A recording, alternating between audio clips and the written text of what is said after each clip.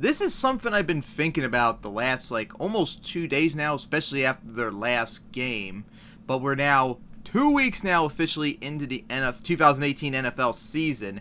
And, oh boy, what an exciting season it's been so far. As always, teams that we expected to do good are being shitty. Teams that we thought were going to be shitty are playing really good, surprisingly. And one of those teams is the Buccaneers. I mean, look how the season was going into 2018. They were bad last year. They were in a very, very hard NFC South where all three of their fellow NFC South teams made the playoffs last year. Oh, and did I remind you that Jameis Winston is not playing the first 3 weeks due to suspension? So, starting off the season, of course, they had to visit the Saints, host the Eagles, host the Steelers on Monday night. All three of these teams are playoff teams and division winners, so the Buccaneers, even with Winston, easily could start 0-3 and such like that, and that's, of course, what happens when he comes back and stuff. So you're probably thinking, yeah, this is probably going to be just like a lame duck year for the Buccaneers, and they're not going to do anything. Well, with Ryan Fitzpatrick as the temporary starter, the Buccaneers are surprisingly off to a 2-0 start. They are one of only 7 teams remaining undefeated, their first 2-0 start since 2010, and not only did they beat the Saints and Eagles, they spanked them. They really spanked them. Ryan Fitzpatrick is unbelievable so far in his first 2 games. He has a completion percentage of almost 79%, over 400 yards a game, 8 touchdowns and 1 interception. The Buccaneers are kicking ass right now, especially offensively. This is quite unexpected. And then, of course, the question begs. Seeing how the Steelers are playing these last 2 weeks, it's possible that the Buccaneers could easily beat the Steelers, if not maybe spank them again. And let's see if that happens. Let's say if they beat the Steelers, spank them, and Ryan Fitzpatrick has another incredible game, like 400 yards, 4 touchdowns and stuff like that. When Jameis Winston comes back, the Buccaneers will be 3-0 possibly, with his backup playing unbelievably. So it begs the question, what should the Buccaneers do in this situation? Should they go back to Jameis Winston, or do they stick with Ryan Fitzpatrick? And to be honest, there really is not a good answer. There really is no answer, because they might get fucked in the end in some other way. Because on one hand, I've always believed by this notion: if it ain't broke, don't fix it.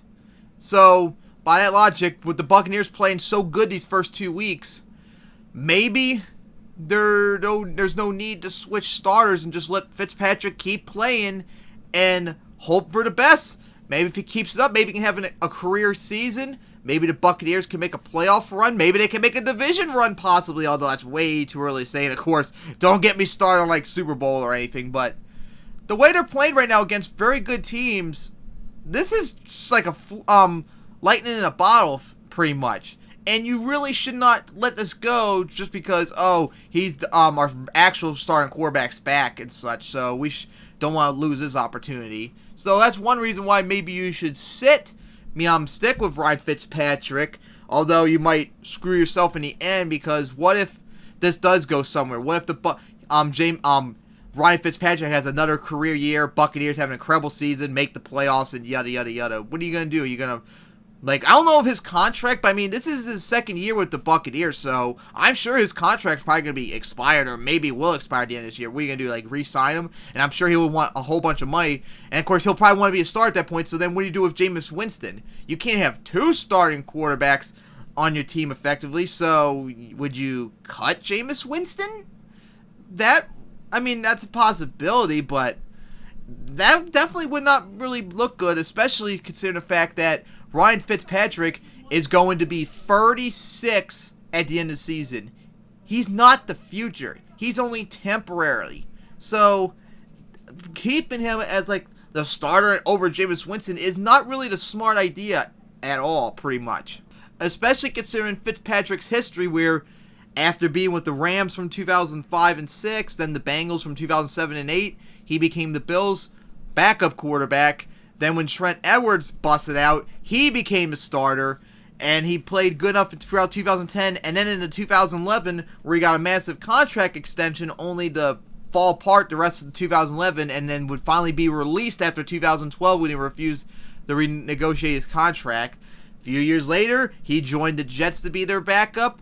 And then when Geno Smith went down with his punch to the face, jaw, he became a star, and he had a career year. Almost made the Jets the playoffs, and the next year, after refusing to sign with him to like the last minute because he wanted a huge contract, he shat the bed in 2006 and he was cut. So Fitzpatrick has a history, as I saw a meme too earlier today, of a never-ending circle about Fitzpatrick. Joins the team to be a backup. Starter gets hurt, he plays good, becomes starter, sucks, get released, the cycle continues. So that's also not a thing to concern about when it comes to keeping Fitzpatrick as a starter. But then the other problem is, okay, what if they decide after the suspension ends, if they bring back Winston? That might also hurt the momentum of the Buccaneers. Winston might not play as good, or may even play worse than Fitzpatrick. So the Buccaneers are in a really difficult spot with this, and I don't really know what they're going to do once this suspension ends Monday night. So what do you all think? Because I think the Buccaneers, after that game, if they win and spank the Steelers, they're going to be in a little bit of a tight spot. And I think that's a little bit of an understatement.